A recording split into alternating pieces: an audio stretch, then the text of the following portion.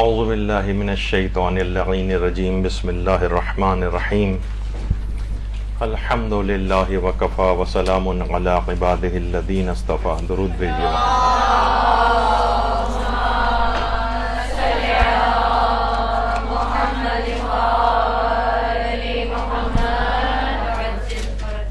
تہذیب نفس کے ساتھ علم دین کیسے حاصل کیا جائے، اس سلسلے کا درس نمبر 2. انشاءاللہ جلدی اس گفتگو ختم کریں گے اور ایک چھوٹے سے ایک نئے موضوع کے اوپر بھی آج ایک گفتگو کرنی ہے. تو مختلف طریقے بیان ہو رہے تھے، اس میں اگلا طریقہ یہ آنا تھا کہ دیکھیے جب تک گناہوں سے پرہیز نہیں ہوگا آخر تہذیب نفس کیسے حاصل ہوگی، جو سب سے اہم موضوع ہے. یعنی طالب علم جب تک اپنے آپ کو گناہوں سے نہیں بچائے گا تب تک وہ تہذیب نفس کو حاصل نہیں کر سکتا. یہی وجہ ہے کہ شہید ثانی نے منیت المرید کے اندر ایک واقعہ لکھا ہے کہ ایک طالب علم نے ایک دفعہ اپنے استاد سے اپنے حافظے کی کمی کی شکایت کی. تو استاد نے فرمایا کہ گناہ نہ کرو، کیونکہ علم جو ہے ایک فضل پروردگار ہے اور اللہ کا فضل گناہ گاروں کے اوپر یہ نہیں ہوتا ہے. یعنی ایسا نہیں کہ انسان بہت زیادہ گناہ گار ہو اور وہ علم اور یہ جو حافظہ ہے یہ اس کا بڑھتا چلا جائے. تو کچھ گناہوں کا نتیجہ یہ ہوتا ہے. اچھا، اس میں زیادہ خطرناک بات کیا ہے؟ زیادہ خطرناک بات یہ ہے کہ ممکن ہے کہ شیطان، کیونکہ دیکھیے شیطان بہت ہوشیار ہے، وہ ہو سکتا ہے کہ بہت زیادہ مشہور گناہ جو ہیں ان میں آپ کو مبتلا نہ کرے.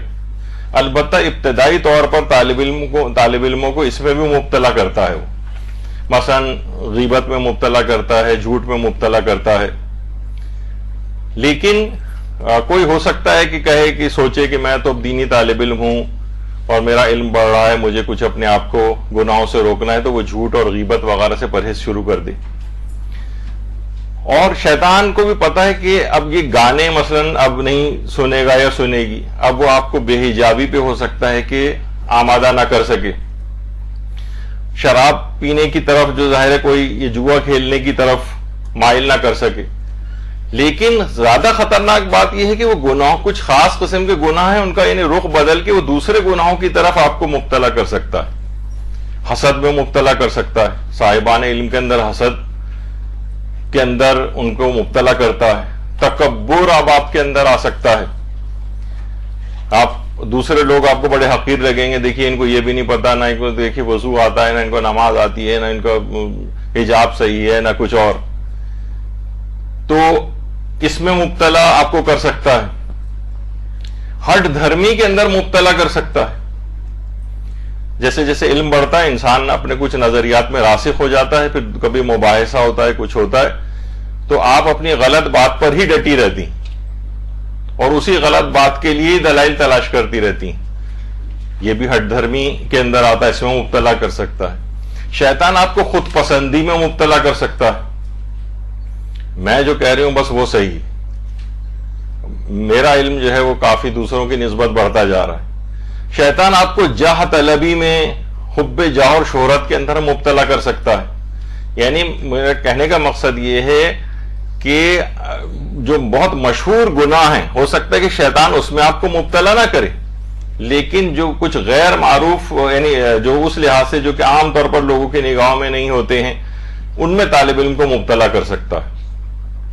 اب آپ کو یہ تہمت میں مبتلا کر سکتا ہے، سوء ظنی میں مبتلا کر سکتا ہے، بلکہ پروپیگنڈا وغیرہ جو ہوتا ہے اس کے اندر مبتلا کر سکتا ہے. دیگر صاحبان علم کا مذاق اڑانا، کتنے سوشل میڈیا کے پیجز ہم دیکھتے ہیں جو بہت سے اپنے تئیں صاحبان علم کہلاتے ہیں، وہ دیگر علماء کے چھوٹے چھوٹے سے کلپس کاٹ کے یا ان کے گروپ کے اور افراد کاٹ کے اور اس عالم کا مذاق اڑا رہے ہوتے ہیں.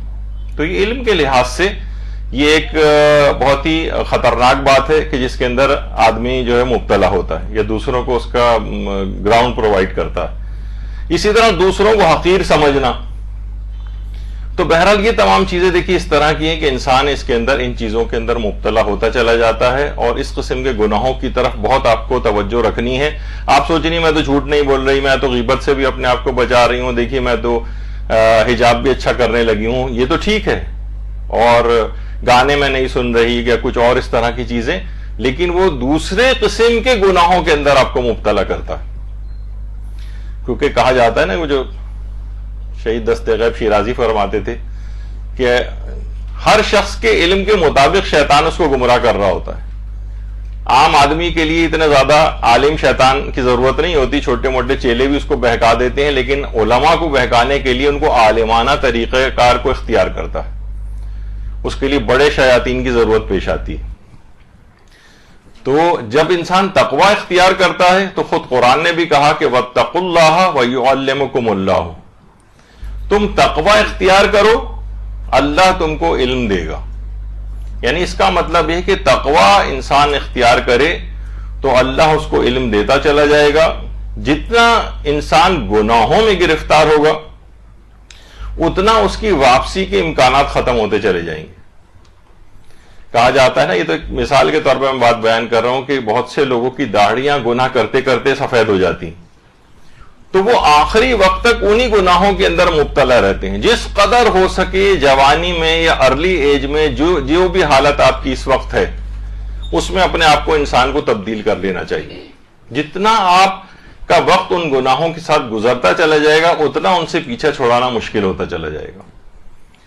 یہی وجہ ہے کہ ہم دیکھتے ہیں کہ ہمارے علماء جیسے امام خمینی کی جوانی کی تصویر ملتا ہے، ان کے احباب بیان کرتے ہیں کہ جوانی ہی کے زمانے سے گناہوں سے اس قدر اجتناب کرتے تھے، خاص طور پر غیبت کے گناہ سے، کہ گویا جس جگہ بیٹھتے تھے وہاں تقریباً اس بات کا اعلان ہوتا تھا کہ غیبت اس مقام پر نہیں کی جائے گی، ممنوع تھی غیبت، یعنی جہاں آ کر بیٹھ گئے بس اب یہاں کسی دوسرے کے خلاف کوئی بات نہیں سنی جائے گی۔ بلکہ ان کے جو خطوط وعدہ دیدار کے نام سے شائع ہوئے ہیں اس میں بھی ظاہر ہے کہ جب انقلاب آ رہا تھا اور جلا وطنی کی زندگی گزار رہے تھے تو لوگ خطوط لکھتے تھے، تو ادھر ادھر بہت سارے افراد کی شکایتیں بھی جاتی تھیں، تو امام خمینی جواب میں لکھتے تھے کہ مجھے اس قسم کی باتوں سے کوئی دلچسپی نہیں، ایک دوسرے خلاف باتیں مجھے بالکل نہ لکھی جائیں، سننا پسند ہی نہیں کرتے تھے۔ بلکہ اگر کبھی ایسا ہوتا تھا اسی جوانی کے دور میں ہی کہ جب کبھی غیبت کوئی کرنے لگتا تھا، انہیں اندازہ ہوتا تھا کہ شاید اب یہ بات رخ موڑ کر غیبت کی طرف جانے والی، تو فوراً اپنی گفتگو کا رخ بھی موڑ دیتے تھے اور کوئی اور گفتگو شروع کر دیتے تھے جو بالکل ارریلیونٹ ہوتی تھی، جس کا کوئی اس موضوع سے تعلق نہیں ہوتا تھا۔ تو لوگ سمجھ جاتے تھے کہ نہیں، اب یہ بات اس طرف جا رہی تھی جس کو یہ بھاگ گئے ہیں، اور اب یہ غیبت کی طرف نہیں جائے گی۔ یہ وجہ ہے کہ ان افراد کی تبلیغات کے اندر اتنا اثر ہے کہ اس کے بعد پورے کا پورا ایک انقلاب برپا کر دیا۔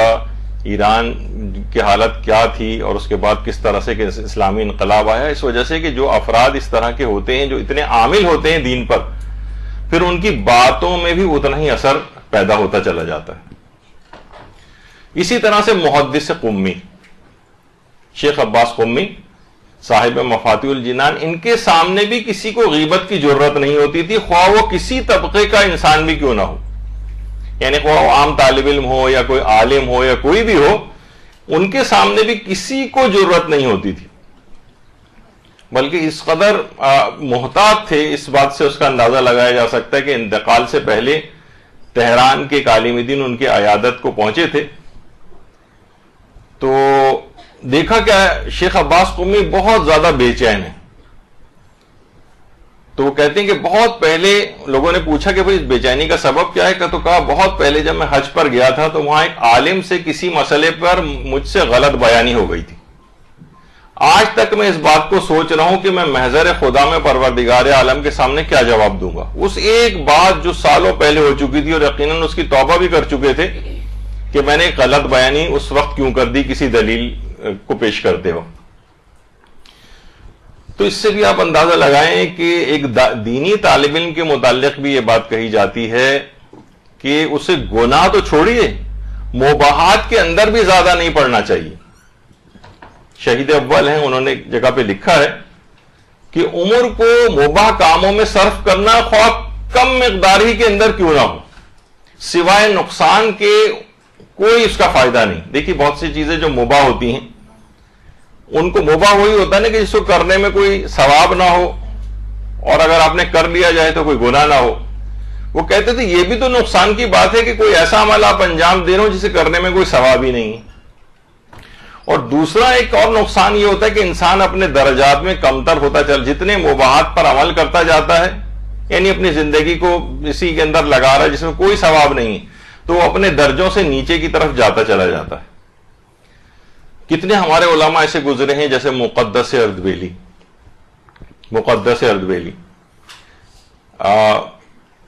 ان کے ایک شاگرد تھے جن کا نام تھا ملا عبداللہ شوستری. ملا عبداللہ شوستری کے نام سے ایران میں باقاعدہ ایک مدرسہ بھی.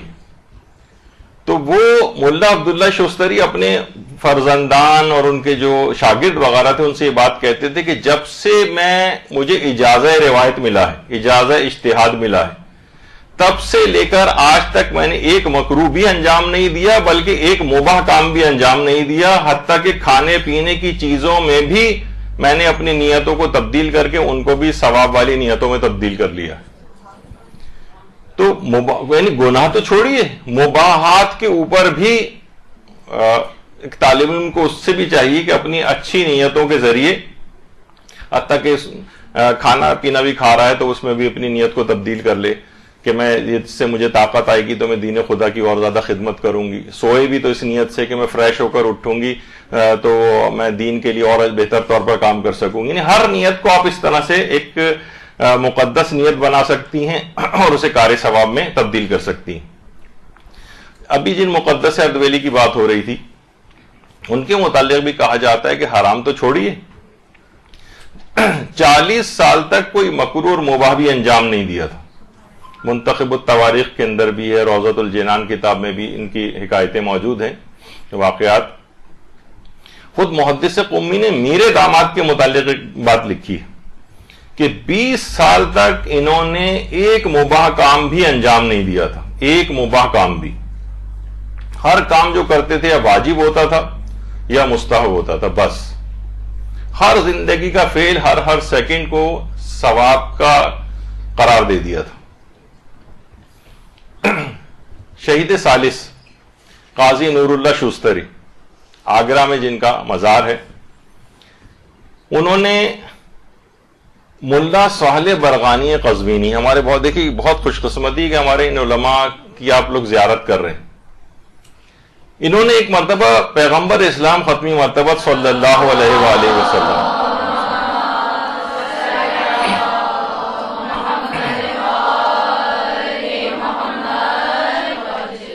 کو خواب میں دیکھا اور کہا کہ یا رسول اللہ اس کی کیا وجہ ہے کہ سابقہ علماء صاحب کشف ہوتے تھے, صاحب مکاشفہ ہوتے تھے, صاحب کرامت ہوتے تھے, یہ باب اب کیوں بند ہو گیا, یہ دروازہ کیوں بند ہو گیا, اب پہلے جیسے ہمیں نہیں نظر آتے, واقعتاً ہم دیکھتے ہیں. تو اس واقعے کو قصص العلماء میں علامہ تنکابنی نے بھی لکھا. تو پیغمبر اسلام نے اس کی ایک وجہ ملا صالح برغانی قزوینی کو بتائی. کہا کہ گزشتہ علماء نے اپنی زندگی میں جو عمل کرتے تھے ان کو 2 حصوں میں تقسیم کر رکھا تھا. یا تو واجب کرتے تھے, یعنی واجب و حرام بس 2 کے اندر ڈیوائیڈ کیا ہوا تھا. مستحبات پر بھی واجبات کی طرح سے عمل کرتے تھے اور مکروہات اور مباحات سے بھی حرام کی طرح سے بچتے تھے. بس یہ 2, واجب یا حرام, اس کے اندر. جبکہ آج کل جو ہیں انہوں نے 5 حصوں میں تقسیم کر رکھا ہے, واجب, حرام, مستحب, مکروہ, مباح. وہ تو ٹھیک ہے یہ والی تقسیم, اس کے اوپر پیغمبر نے اعتراض نہیں کیا, بلکہ کہا کہ اس وقت جو لوگوں نے اس پہ چلے گئے ہیں, یعنی جو مفہوم ہے ان کے خواب کا وہ یہ ہے کہ لوگ اب سوچتے ہیں مستحب ہی تو ہے چلو اس کو چھوڑ دو, مکروہ ہی تو ہے چلو انجام دیا جا سکتا ہے, مباح ہے جائز تو ہے تو بہت سے جائز کام بھی کرتے چلے جاتے ہیں اس لحاظ سے. تو پہلے علماء مستحبات پر بھی واجبات کی طرح سے عمل کرتے تھے اور مکروہات اور مباحات سے بھی حرام کی طرح سے بچتے تھے. تو کیا ہوا کہ روحانیت ان کی مسلسل ترقی کرتی چلی گئی. تو اسی وجہ سے کیونکہ موجودہ زمانے میں لوگ اس کا التزام نہیں کرتے ہیں, لہٰذا یہ جو کرامات کا باب ہے یا کشف اور مکاشفے کا, یہ کم سے کم تر ہوتا چلا گیا. یہ والی صورتحال ہو گئی. تو یہی وجہ ہے کہ جن کا پچھلی دفعہ بھی تذکرہ آیا تھا ملا حسین قلی حمدانی کا، ان کے جو شاگرد تھے شیخ بہاری حمدانی، وہ فرماتے تھے کہ جس قدر بھی ممکن ہو سکے انسان کو چاہیے کہ مکروہات سے بھی پرہیز کرے اور جتنا ہو سکے مستحبات کو انجام دے، مکروہات کو حقیر نہ سمجھے۔ فرماتے ہیں کہ کئی مرتبہ ایسا ہوتا ہے کہ کسی مکروہ کا ترک کرنا یا کسی چھوٹے سے مستحب کام کا انجام دینا بعض اوقات بڑی بڑی چیزوں سے بڑھ جاتا ہے، تو یعنی حقیر سمجھ کے ان کو نہ چھوڑ دیں۔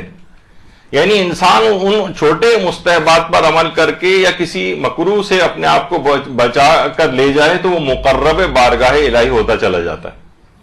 اب البتہ ظاہر ہے کہ اس میں کوئی ایسا نہ ہو کہ کوئی مایوسی سے آپ کو پیدا ہونے لگے کہ ہم کیسے جو ہے وہ اس کام کو کر سکتے ہیں اور اتنے مقام کو ہم کیسے حاصل کر سکتے ہیں۔ جس قدر بھی ممکن ہو عمل شروع کر دیجیے اور پھر انسان آہستہ آہستہ کر کے ترقی کرتا جائے۔ یعنی جس قدر مستحبات کے اوپر جو ہے وہ عمل کرے گا اور جس قدر وہ واجبات کی پابندی کرے گا، جس قدر مکروہات اور مباحات سے اپنے آپ کو بچائے گا، اتنا ہی وہ اس کا تہذیب نفس حاصل ہوتی چلی جائے گی۔ اچھا ایک اس کے لحاظ سے بھی سوچئے، ایک مثلا اگر کوئی شخص مستحبات پر بھی بہت زیادہ کاربند ہو تو بہت امکان اس کا ہوگا کہ اس سے کوئی واجب ترک نہیں ہونے پائے گا۔ جب یہ مستحبات پر اتنا عامل ہے تو واجبات کب چھوڑے گا؟ اور جس قدر کوئی شخص مکروہات سے اپنے آپ کو بچائے گا تو اس بات کا لازمہ بنے گا کہ اس سے حرام کام بھی نہیں ہو پائے گا کہ جب یہ مکروہات سے اور مباحات سے اپنے آپ کو اتنا زیادہ بچاتا ہے تو یہ کیسے ممکن ہے کہ اس سے کوئی حرام ہو جائے؟ تو خود بخود یہ سیف گارڈ کے طور پر کام کریں گے آپ کے لیے اور اس ایک خاص حد سے زیادہ آپ کو آگے نہیں جانے دیں گے اگر آپ نے مستحبات اور مکروہات کی بھی پابندی کی۔ تو بہرحال یہ تمام چیزیں ایسی ہیں کہ اس کا بڑا آپ کو خیال رکھنا چاہیے۔ اچھا جس طریقے سے دیکھیے ابھی آپ نے دیکھا کہ گناہ آپ کی روح کے اوپر بہت اثر انداز ہوتے ہیں، اسی طریقے سے کچھ چیزیں اور ایسی ہیں کہ جو میں نے نوٹ کی ہیں عام طور پر، جو کہ آپ کی صحت اور جسم کو بھی نقصان پہنچاتی ہیں۔ اچھا جس کی صحت ٹھیک نہیں ہوگی نا وہ علم دین بھی صحیح حاصل نہیں کر سکے گا۔ مثلا اسی کے اندر چیز آتی ہے غذا اور غذائیت کا خیال کرنا۔ بیلنس ڈائٹ آپ کی ہونی چاہیے، صحیح کیلورک ویلیو کے ساتھ، تھوڑی سی بعض اوقات جب آپ کے ہاتھ میں ہر وقت انٹرنیٹ اور یہ سب کچھ موجود ہوتا ہے تو اپنے آپ کو تھوڑا سا اس لحاظ سے بھی ایجوکیٹ کریں کہ صحت کے اعتبار سے آپ کی کتنی کیلورک ویلیو کی نیڈ ہے روزانہ کی، کتنی آپ کو بیلنس ڈائٹ کے تحت آپ کو چیزیں لینی چاہیے اور صحیح پروپورشنز کے اندر لینی چاہیے۔ اور پتہ چلا بعض اوقات آدمی جو ہے نا ایک ہی چیز کو کھائے چلا جا رہا ہوتا ہے اور دیگر چیزوں سے اپنے آپ کو، مثلا کوئی شخص ناشتہ کر رہا ہے بس صرف بریڈ اور جو ہے وہ انڈا کھا رہا ہے، مثلا کسی دوسری طرف جاتا ہی نہیں۔ ورائٹی رکھیں، یعنی بعض اوقات یہ بھی ہوتا ہے نا بیلنس ڈائٹ بس ایک پراٹھا ہے تو پراٹھا ہی کھائے چلا جا رہا ہے 50 سال سے، وہ مثلا کچھ تو اپنے آپ کو تبدیل کرے، اچھی چیزوں کی طرف لے کے جائے، اور بھی اللہ کی بڑی ورائٹی والی چیزیں ہیں۔ تو گڈ سورس آف انرجی جس سے آپ کو ملے وہ آپ کو خاص طور پر لینی چاہیے۔ اچھا کچھ تو غذاؤں کے جسمانی اثرات ہیں، غذاؤں کے روحانی اثرات پر بھی ہمارا 1.5-2 گھنٹے کا لیکچر ہو چکا ہے کہ جس میں اپنی روحانیت کو کن غذاؤں سے قوی کیا جا سکتا ہے، وہ اس موضوع پہ تھا جو ظاہر آج کا موضوع نہیں ہے میرا، بس میں نے اشارہ کر دیا، انٹرنیٹ پہ بھی موجود ہے، مدرسے کے پیج پہ بھی موجود ہے، تو وہ ضرور آپ اس کو لے کے سنیں تو اس سے آپ کو پتہ چلے گا کہ غذاؤں کے روحانی اثرات بھی کیا ہوتے ہیں، کن کن کھانوں کو ریکمینڈ کیا گیا ہے اسلام میں اور اس کا کون سا روحانی اثر بتایا گیا ہے۔ اچھا اسی طرح سے آپ کو نیند بھی اپنی صحیح رکھنی ہے، نہ بہت زیادہ کم ہو نہ بہت زیادہ بڑھ جائے، نہ 6 گھنٹے سے کم ہو نہ 8 گھنٹے سے زائد ہو، اور جسے کہا جاتا ہے نا کہ سونا انسان کو چاہیے کہ وہ قبر کے لیے اٹھا رکھے۔ لوگ 10-10 گھنٹے 12-12 گھنٹے سو رہے ہیں اور اس طرح سے اپنے طالب علم اتنا زیادہ وقت اگر سونے میں لگائے گا تو وہ کب علم کو حاصل کرے گا، تہذیب نفس کی طرف کب مائل ہوگا؟ تو یہ اس طرح کی چیزوں سے بھی اپنے آپ کو وہ بچانا ہے۔ اور خواتین کے لیے بھی ہے کہ بہرحال ورزش وغیرہ خواتین کے لیے بھی ہے، اگر کہیں آپ کے پاس امکانات اس کے واک کے لیے جا سکیں تو وہ کریں، نہیں اگر امکانات ہیں تو اپنے گھر کی چھت پہ یا اپنے گھر میں ہی کوئی ایسی ایکسرسائز وغیرہ کو دیکھیں جو آپ گھر میں ہی کر سکیں۔ ایک اور چیز میں نے خواتین کے اعتبار سے دیکھی ہے کہ جو کہتی ہیں کہ ہمارا دل نہیں لگ رہا ہے پڑھائی میں، ہم سے پڑھائی ہوتی نہیں ہے، سب کچھ ہے، تو بعض اوقات یہ بھی ان کی طرف بھی مائل ہونا چاہیے کہ ایسا تو نہیں کہ آپ کو ڈپریشن ہو. ڈپریشن کی بھی وجوہات ہوتی ہیں, اس کو بھی کبھی اس کے ویسے علاج بغیر دوا والے علاج بھی ہیں, اس کے دواؤں والے علاجوں کی بھی ضرورت پیش آ سکتی ہے. تو ایک کاز یہ بھی ہو سکتا ہے, اس طرف بھی انسان ذرا متوجہ رہے. خواتین میں اکثر میں بہت میں نے طالبات اور اس کے لحاظ سے دیکھا ہے کہ جو ہے مثلاً خون کی کمی ہے ان کے اندر, ہیموگلوبن کم ہے. تو خون کی کمی کے اندر بھی اسی قسم کی فٹیگ, بالکل تھکاوٹ بہت ہو رہی ہے, پڑھنے میں دل نہیں لگ رہا ہے, کسی چیز میں دل نہیں لگ رہا ہے, دل کی دھڑکن تیز ہوئی جا رہی ہے, کبھی سر میں درد ہے, کبھی غنودگی ہو رہی ہے. یہ سب چیزیں کیا ہوتی ہیں؟ یہ اس کی علامتیں ہوتی ہیں. وہ سوچ رہی ہوتی ہیں خواتین یا وہ طالب علم بھی کہ میرے ساتھ یہ پتہ نہیں کیا ہو رہا ہے کہ میرا دل نہیں لگتا ہے. تو پتہ چلا اس کی جسمانی وجوہات ہوتی ہیں کہ کبھی اس وجہ سے بھی علم کے اندر دل نہیں لگ رہا ہوتا, تو اس میں بھی کبھی کبھار اپنا خون ٹیسٹ کروا لیں کہ خون کی کمی تو نہیں ہے, ہیموگلوبن کم تو نہیں ہے. بہت خواتین کے اندر یہ چیز دیکھنے میں آتی ہے کہ ہیموگلوبن کم ہوتا ہے. اسی طرح سے مثلاً وائٹامن ڈی کی کمی بہت خواتین کے اندر, اس کے اندر بھی تقریباً وہی کہ جسم ٹوٹ رہا ہے, تھکاوٹ بہت زیادہ ہو رہی ہے, دل کسی چیز کے اندر نہیں لگ رہا ہے. ان سب کی بھی علامتیں اس وائٹامن ڈی کی کمی کی علامت. تو یہ چیزیں بھی ایسی ہیں جس طرف متوجہ رہنا چاہیے. تو عام طور پر ظاہر علماء کی فیلڈ نہیں ہوتی ہے, کچھ میرا اس فیلڈ سے رابطہ ہے, اس لحاظ سے میں نے یہ چیزیں بھی دیکھی ہیں کہ بعض اوقات طالب علم اپنے آپ کو گلٹی فیل کر رہا ہوتا ہے کہ یہ کیا ہے کہ میرا دل کیوں نہیں لگ رہا. تو پتہ چلا اس کی کچھ جسمانی وجوہات, ان کبھی کبھار وائٹامن ڈی کا ایک ٹیسٹ کرا لیں, اپنے لیولز کو دیکھ لیں. عام طور پر 20 لیول سے نیچے اگر ہو تو آپ کی کمی ہو جاتی ہے آپ کے اندر. کوشش کریں 70-80 کے قریب تک یہ وائٹامن ڈی کے لیول رہیں, تو آپ بہت فریش فیلنگ ہوگی, پڑھنے میں بھی دل لگے گا. اور اس کے بہت آسان طریقے بھی ہیں, انجیکشن پینے بھی والے بھی ہوتے ہیں, گولیاں بھی کہ وہ ڈاکٹر سے آپ رجوع کر کے اپنے لیے لکھوا سکتی. تو یہ تمام چیزیں دیکھیں کس طرح کی ہوتی ہیں. تو اس میں آپ کو طبی نوعیت کی یہ بھی میں نے بتانا اس وجہ سے ضروری سمجھا کہ یہ بھی وجوہات ہوتی ہیں بعض اوقات جس کی وجہ سے پڑھائی میں دل نہیں لگ رہا ہوتا ہے. آج کل کے جوانوں میں ایک چیز اور بھی ہے, وہ ہے کاہلی. بعض اوقات وہ جو کاہلی ہے وہ ان فزیکل وجوہات کی وجہ سے بھی ہوتی ہے, جو بھی میں نے خون کی کمی, وائٹامن ڈی کی کمی اور اس طرح کی جو اور کوئی بیماری ہے کسی کو. خواتین کو عام طور پر تھائرائڈ کی کوئی نہ کوئی پرابلم ہوتی ہے, وہ بھی کبھی کبھار ڈاکٹر سے جا کے چیک کروا کے وہ اس کی بھی وجوہات اس قسم کی جو علامتیں ہو جاتی ہیں. تو دیکھیے ہٹ دھرمی جو کہا جائے کہ سستی والا جو مرض ہے, کاہلی والا جو مرض ہے, یا ہٹ حرامی والا جو مرض ہے مردوں کے اعتبار سے جو بہت ہوتا ہے کہ سست پڑے ہوئے ہیں, گھر میں کام پہ نہیں جا رہے ہیں. تو یہ تمام چیزیں کیا ہیں اس کے نتائج کیا نکلتے ہیں؟ عام طور پر اس کے کچھ مظاہر نظر آتے ہیں کہ ہر چیز کو وہ شخص ٹالتا ہے. یہ آج پڑھنا تھا, چلیں کل پڑھ لوں گی, کسی اور دن پڑھ لوں گی, نہیں ابھی بہت مشکل ہے, ابھی دل نہیں لگ رہا ہے. نہیں, بہت سارے اس کے پاس ہزاروں ایکسکیوزز آتے چلے جاتے ہیں. اچھا, ایک چیز اور بھی دیکھی گئی ہے کہ راتوں کو دیر تک جاگنا اور یہ ہر وقت اس کے جو قیدی بن کے رہ گئے, یہ بھی ایک بہت بڑی وجہ ہے جو آپ کو ڈسٹریکٹ کرتی ہے.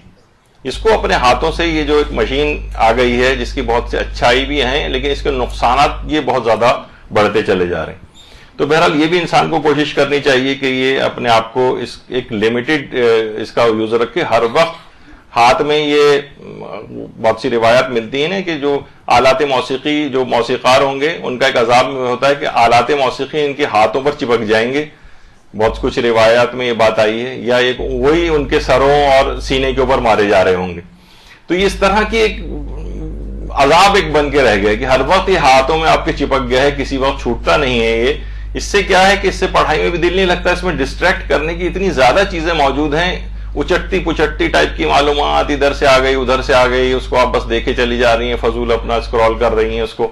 تو یہ ایک بہت ایک عذاب ہے. اس کو ہاتھ سے باقاعدہ قسم کھا کے کہ میں 2 گھنٹے تک کم سے کم اس کو ہاتھ نہیں لگاؤں گی, 3 گھنٹے تک ہاتھ نہیں لگاؤں گی, اس دوران واقعی اب اس کی آواز بند کر کے اور پڑھائی اپنا کرنے بیٹھے. تو یہ بھی ایک چیز ہے. دیکھیے جس طریقے سے محنتی ہونا ایک مزاج ہے نا, اس طریقے سے کاہل ہونے کا بھی ایک مزاج ہے. انسان کاہل المزاج بھی بن جاتا ہے.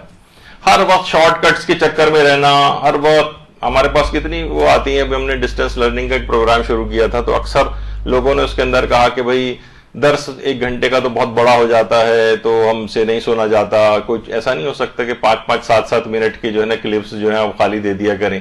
تو اس طرح کوئی علمی گہرائی کسی کے اندر آپ آئے گی 5-7 منٹ کی کلپس کو سن کر. چھوٹے چھوٹے درس ہوں، بس 3 مہینے سے زیادہ کا نہ ہو. یعنی آج کل محنت بالکل علم کے لیے انسان کر نہیں رہا ہے تو وہ کیسے کسی علم میں بلند مقام کو حاصل کرے گا. تو بہرحال دیکھیے محنتی قومیں وہی ترقی بھی کر رہی ہوتی. تو آج کل ہم یہ دیکھتے ہیں کہ دیندار بھی بڑے کم ہمت ہو کے رہ گئے. دیندار بس فقط دینداری کیا ہے کہ چند نمازیں انہوں نے پڑھ لیں، کچھ اذکار پڑھ لیے، دعائیں پڑھ لیں، اور اس کے علاوہ ان کے پاس کوئی ایکٹیویٹی نہیں. کوئی سماجی ایکٹیویٹی پکڑیں بھائی، کوئی ادارہ اپنا کوئی قائم کریں، کوئی فلاحی کام کریں، کوئی تبلیغی کام کریں. کوشش کریں کہ انسان جو ہے وہ اپنے آپ کو کسی بڑے کام کی طرف لے کر جائے. دیندار بھی ہیں وہ کم ہمت ہو کے رہ گئے. بس نماز پڑھ لی، کچھ اذکار پڑھ لیے، کچھ دعائیں پڑھ لی، زیارت کر لی، کبھی سال میں 1 آدھ دفعہ زیارت وغیرہ کے لیے چلے گئے، بس ہم دیندار ہو گئے. یعنی کوئی سماجی کام نہیں پکڑتے، کوئی بڑا کام نہیں پکڑتے، کوئی معاشرے کی خدمت نہیں پکڑتے، کوئی تبلیغ کی خدمت نہیں پکڑتے. تو بہرحال یہی وجہ ہے کہ کہا جاتا ہے نا کہ ہمارے ہاں بھکاریوں کی تعداد کے اندر اضافہ ہو رہا ہے. فلاحی تنظیمیں بھی جو ہیں ہماری، وہ کھانا کھلانے اور صرف راشن بانٹنے کے اوپر جو ہیں، وہ ان کی کوئی مذمت نہیں ہو رہی، وہ خود بھی بہت بڑا کام کر رہے ہیں. جو ان کی سمجھ میں آ رہا ہے کم سے کم وہ تو وہ کام کر رہے ہیں نا. تو یہاں تو دیکھیے مومنین میں ہر ماہ ہزاروں کا بھی آپ راشن بانٹ دیتے ہیں. اگلے مہینے وہ بھکاری بن کے پھر آپ کے پاس آتا ہے، اگلے مہینے پھر راشن لینے کے لیے. تو اربوں روپے کھربوں روپے بھی آپ کے پاس ہو تو آپ 1-2 دن میں ختم کر کے بیٹھ جائیں گے، اور اس کے بعد اگلے مہینے وہ پھر سارے لوگ وہی بھیک منگے پھر دوبارہ سے. یعنی میں اپنے تھوڑا سا غلط لفظ استعمال کر گیا ہوں، یعنی وہ پھر آ کر، یعنی ان کی حالت نہیں بدل رہی ہوتی، وہ اپنے غربت کے اسی معیار پہ باقی رہتے ہیں، چاہے آپ اربوں کھربوں خرچ کرتے چلے جائیں. تو جب ہی کہا جاتا ہے کہ انسان مچھلی نہ کھلائے بلکہ مچھلی کو پکڑنے کا ہنر سکھا دے، تاکہ یعنی کوئی نہ کوئی چیزیں، اب خدا نہ خواستہ کوئی ان کی مذمت کی طرف نہ چلا جائے کہ ایسی تنظیمیں وہ بہت اچھا کام کر رہی ہیں، بہترین کام کر رہی ہیں، کچھ تو اپنا جو انہوں نے ایک ایم بنایا اس کے مطابق تو کر رہی ہیں، لیکن جو دیگر افراد ہیں وہ ان میں کوئی ایسی حرکت نظر نہیں آ رہی کہ کسی بڑے کام کی طرف جائے. خیر بہرحال وہ جو بھی کہا جاتا ہے نا کہ الطاف حسین حلیمی جو کہتے تھے کہ جو کرتے ہیں محنت و مشقت زیادہ، خدا ان کو دیتا ہے برکت زیادہ. یعنی یہی آج کل اس میں بھی ہوتا ہے کہ ہم علم دین کے حصول میں جس قدر محنت کریں گے خدا اتنی اس کے اندر برکت ہم کو دے گا. اچھا اب دیکھیے ہمارے جو مولانا صادق حسن صاحب قبلہ ہمارے استاد محترم ایک بات بڑی اچھی تھوڑے دن پہلے انہوں نے اپنے ایک درس میں بھی بیان کی کہ دیکھیے نماز کی کس قدر اہمیت ہے، کس قدر اہمیت ہے. ایمان کی بنیاد اس کو کہا گیا ہے، کفر اور ایمان میں حد فاصل اس کو کہا گیا ہے، لیکن پیغمبر کو حکم اس کے باوجود اتنی عظمت ہے نماز کی، لیکن پھر بھی پیغمبر اسلام کو کیا حکم ہے قرآن میں؟ قم اللیل الا قلیلا، اے رسول نمازوں کو رات کو عبادت کم کیا کرو، نمازیں کم پڑھو. لیکن علم حاصل کرنے میں کم پر اکتفا کو نہیں کہا گیا، بلکہ کہا قل رب زدنی علما، اپنے علم میں اضافے کی دعا کرتے رہو. یعنی علم میں کمی نہ کرو، چاہے عبادات کے اندر کمی ہو جائے. تو اس لحاظ سے یہ چیزیں ایسی ہیں کہ دیکھیں اس میں علماء یہی کہتے ہیں کہ یہی وجہ ہے کہ معصومین ہمارے جو ہیں ان کا علم ایک جگہ پہ رک نہیں گیا ہے، بلکہ اب بھی ان کا علم بڑھ رہا ہے، اب بھی ان کا علم بڑھ رہا ہے. تو مسلسل محنت کرنا ہے، کچھ قربانیاں آپ کو دینی ہے، اپنے آرام ہی کو قربان کرنا ہے، اور وقت کے ضائع ہونے سے اپنے آپ کو بچانا ہے. تو ایک تو گناہ کی بات ہو رہی تھی کہ گناہ انسان نہ کرے بلکہ مکروہات اور مباحات سے بھی اپنے آپ کو بچا لے. تو یہ تزکیہ نفس اور تہذیب نفس کے لیے طالب علم کو بہت، کیونکہ جتنا اس کا تقویٰ بڑھتا جائے گا اتنا ہی آپ نے قرآنی آیت بھی سنی کہ وَيُعَلِّمُكُمُ اللَّهُ، اللہ اس کو علم دیتا چلا جائے گا. اگلی چیز جو تہذیب نفس کے حوالے سے ایک طالب علم کو حاصل کرنی ہے وہ یہ ہے کہ جوانی ہی سے خاص طور پر تلاوت قرآن میں اپنے دل کو بہت لگائے. یہی وجہ ہے کہ ہمارے چھٹے امام جعفر صادق علیہ الصلوۃ والسلام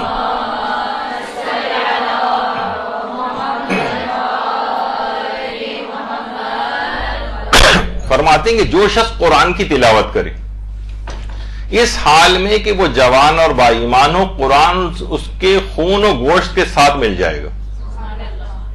تو جب قرآن اس کے خون اور گوشت کے ساتھ مل جائے گا تو آپ خود سوچیں گے کس قدر تہذیب نفس اس کو حاصل ہوگی.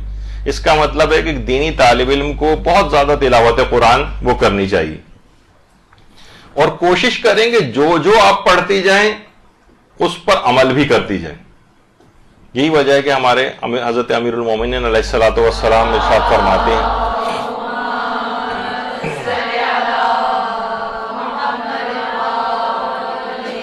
کہ باقاعدہ وصیت کی ہے کہ میں تمہیں وصیت کرتا ہوں کہ اللہ سے ڈرتے رہنا قرآن کے بارے میں کہ اس پر عمل کرنے میں دوسرے تم سے آگے نہ نکل جائیں.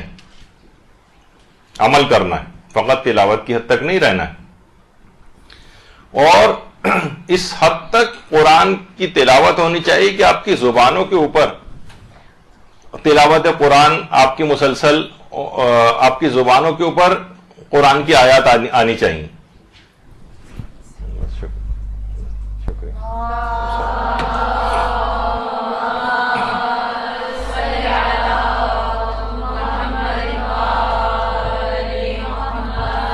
آپ کی گفتگو کے اندر قرآنی آیات موجود ہونی چاہیے. مثلا کسی سے اگر آپ کوئی چیز کہہ رہی ہوں، بات کر رہی ہوں، آپ کہیں گے دیکھا نہیں قرآن کی فلاں آیت کے اندر یہ بات آئی ہے، حکم قرآن کی فلاں آیت کے اندر موجود ہے. تو یہ سب چیزیں کیا ہیں کہ آپ کو واضح طور پر اتنا آپ کا قرآن سے ارتباط ہو جانا چاہیے کہ حضرت فضہ کی طرح سے عام گفتگو بھی قرآنی آیات کے سہارے ہونی چاہیے.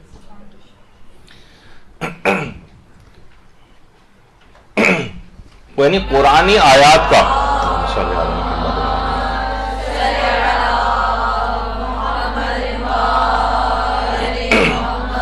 کہ پیغمبر فرماتے ہیں جس شخص کا کلام ہی قرآن ہو اور گھر مسجد ہو تو خدا اس کے لیے جنت میں گھر کو بنائے گا. یعنی اس کی زبان پر اس قدر قرآن ہونا چاہیے، اپنے گھر مسجد کے معنی اس قدر عبادت گھر کے اندر وہ کرتا ہو. تو یہ تمام چیزیں ایسی ہیں کہ جس پر عمل کرنے کی ایک طالب علم کو بہت ضرورت ہے. اچھا، قرآن کتنا پڑھیں؟ کوشش کریں، کیونکہ جس قدر انسان قرآن پڑھتا چلا جائے گا، جس قدر تلاوت کرتا چلا جائے گا، اتنا ہی اس کے گناہوں کا کفارہ ہوتا چلا جائے گا، جہنم کے خلاف ڈھال بنتی چلی جائے گی، عذاب خدا سے نجات ملتی چلی جائے گی. کتنا پڑھیں؟ عام طور پر آیت اللہ شیخ جعفر سبحانی سے بھی یہ سوال پوچھا گیا کہ دنیا و آخرت کی بھلائی کے لیے آپ کیا نصیحت فرمائیں گے؟ تو انہوں نے کہا ایک تو نمازوں کو اول اوقات میں انجام دو اور قرآن کا ایک پارہ روزانہ تلاوت کرو. دنیا اور آخرت کی ہر بھلائی انسان کو حاصل ہو جائے گی. اچھا، ایک ساتھ تو قرآن کو پڑھنا بہت مشکل ہوتا ہے، تو اس کا بھی ایک طریقہ عام طور پر بتایا گیا کہ قرآن کے نسخے جو عام طور پر ہوتے ہیں 600 صفحات پر مشتمل ہوتے ہیں. 600 کو آپ 30 دنوں میں تقسیم کریں گے تو 20 صفحات روزانہ.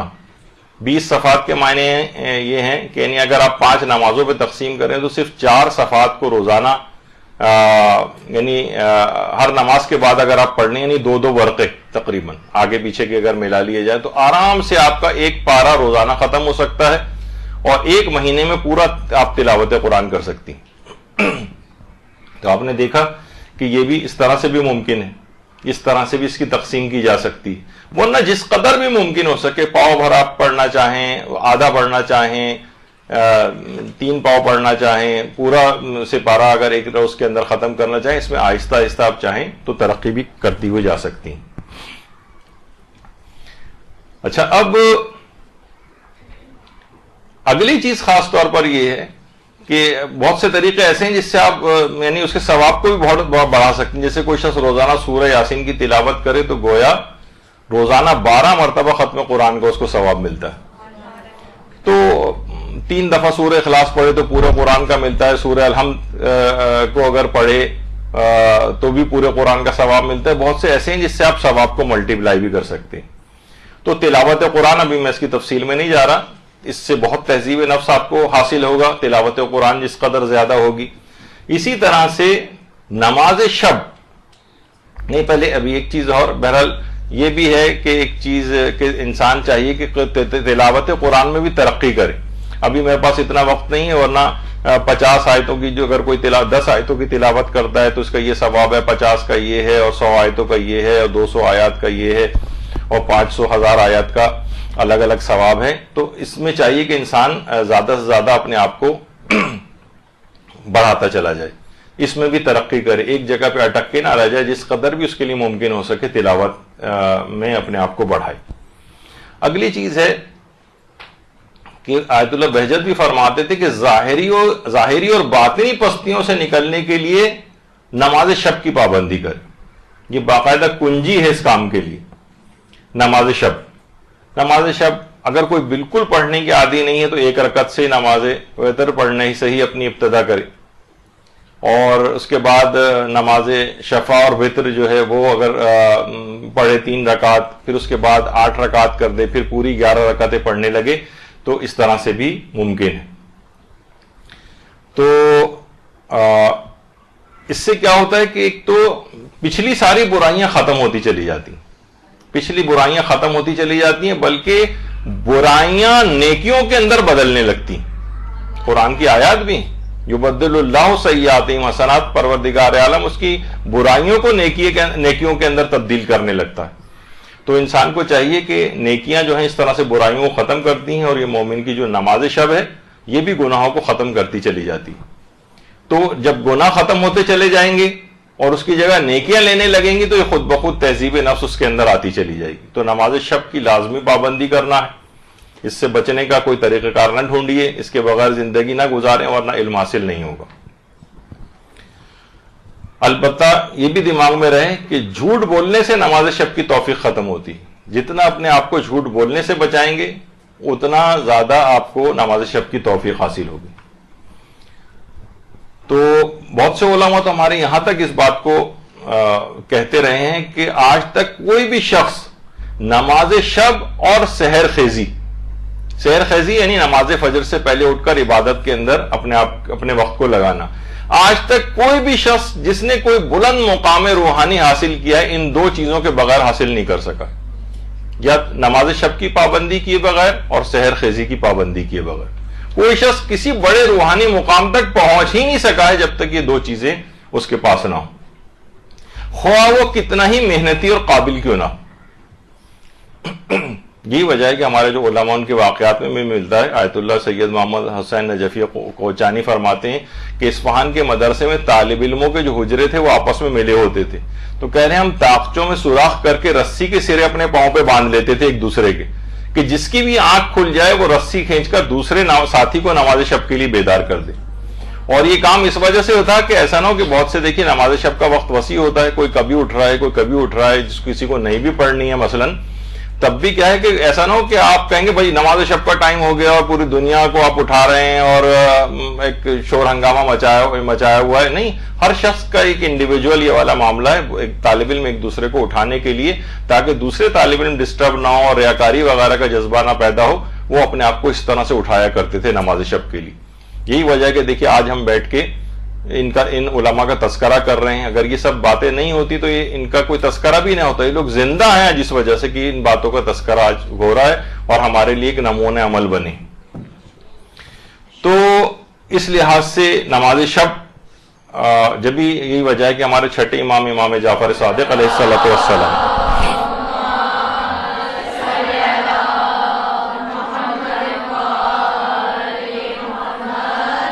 کہ نمازیں فرماتے تھے کہ نماز شب کا نہ پڑھنے والا ہی ہمارے شیعوں میں سے ہی نہیں.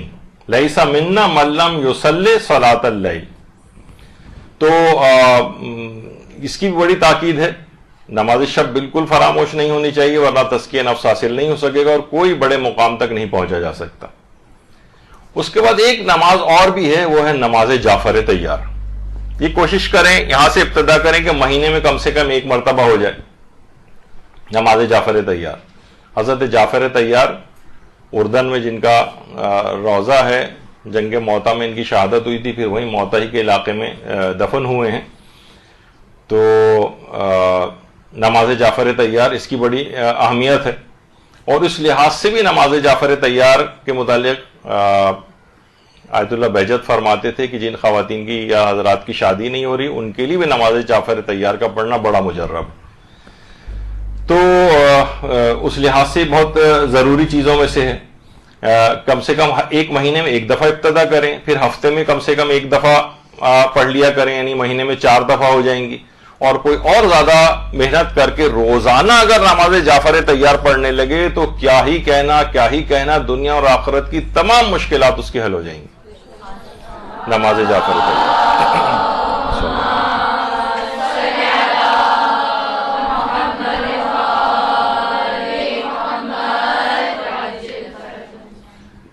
اچھا اس کی تفصیل بھی ہے تاکہ دیکھیے یہاں تک اور عرب دنیا کے اندر تو اس قدر رائج ہے کہ عام مساجد میں بھی مختلف حاجات کے لیے باقاعدہ لوگ اعلان ہوتا ہے، اس وقت لوگ کھڑے ہو کر نماز جعفر طیار پڑھتے ہیں. بحرین کے جو عالم دین ہیں شیخ عیسیٰ قاسم، ان کی جب وہ بیمار تھے تو ان کی صحت یابی کے لیے باقاعدہ اس طرح سے نماز جعفر طیار پڑھی جاتی تھی. تو ہر اپنی کسی حاجت کے لیے نماز جعفر طیار کو پڑھا بھی جا سکتا ہے. اور تزکیہ نفس کی حاجت کتنی بڑی ہے کہ ہمارے تہذیب نفس ہمیں حاصل ہو، تزکیہ نفس حاصل ہو، اس کے ساتھ علم حاصل ہو ہمیں، اس کے لیے بھی نماز جعفر طیار اور متعدد نیتوں کو کر کے بھی نماز جعفر طیار پڑھی جا سکتی. اس کا طریقہ تفصیلی ہے، اس کو جب بھی اکسیر اعظم کہا جاتا ہے. اس پہ کتابیں بھی پوری لکھی گئی ہیں اور اس کا ایک تفصیلی طریقہ ہے جو کہ آپ کو مل جائے گا. کتابوں میں آج بیان کرنا مقصود نہیں.